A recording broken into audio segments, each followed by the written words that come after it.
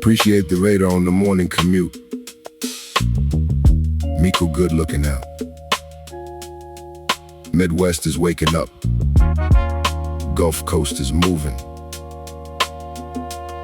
But we're tracking a different kind of front down here today. Listen.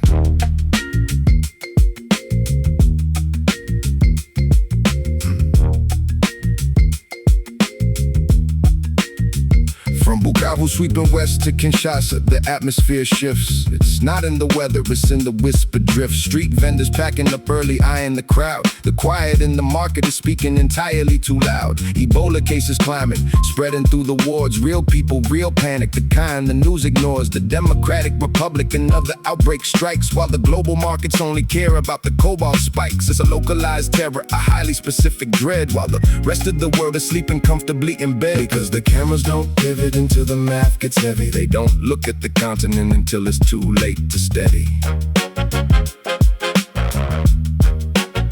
It's a historical pattern and engineered neglect. Only paying attention when the numbers demand respect. We only exist to the globe when the tragedy is loud. Only worth the airtime when there's a body in a shroud.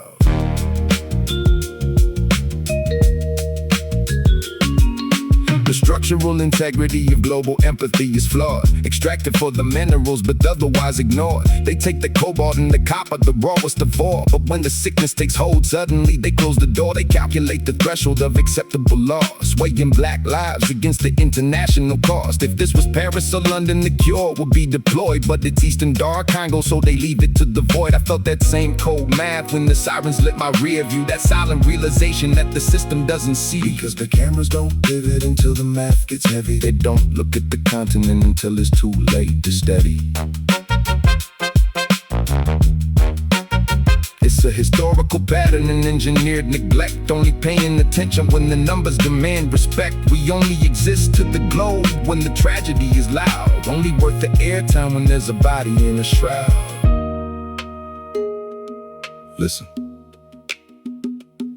The virus doesn't care about the borders they drew. It only exploits the neglect that was already true. A fever isn't just a virus, it's a symptom of the structure. A foundation built on absence, a deliberate rupture.